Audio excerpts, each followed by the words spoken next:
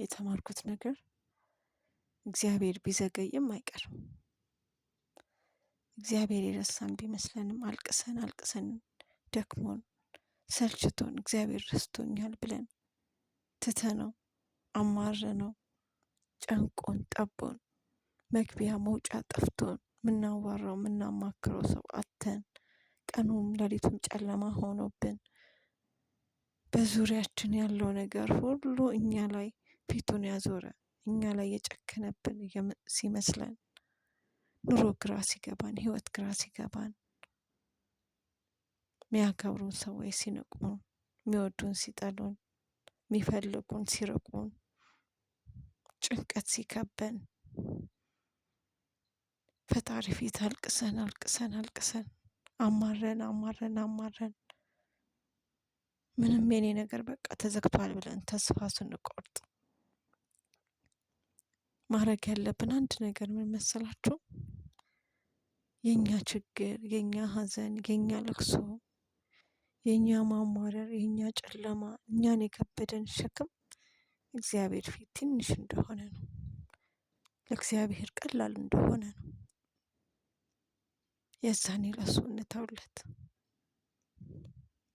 ይከብዳል አውቃለሁ። ተስፋ መቁረጥ እንደዚህ በአንዴ ሊመለስ አይችልም።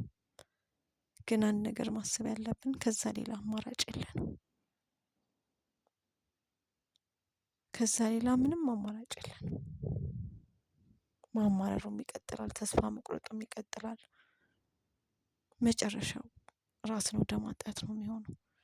ግን ጭንቀት ውስጥ ሆነን ማማረር ውስጥ ሆነን ተስፋ ማጣት ውስጥ ሆነን ቀኑም ሌሊቱም ጨለማ ሆኖብን ግራ ገብቶን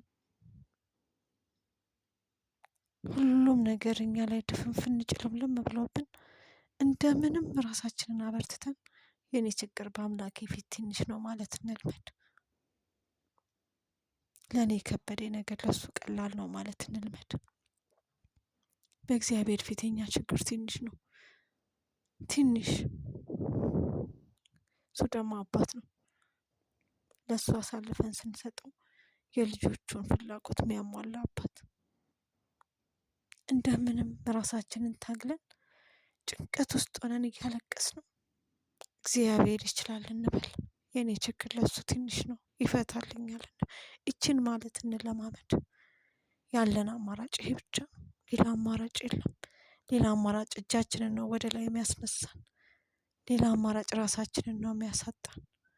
ሌላ አማራጭ ጭንቀቱን ነው የሚያባብስብን። ያለን አማራጭ ተስፋ ማድረግ ብቻ በእግዚአብሔር ላይ ነው። እወዳችኋለሁ።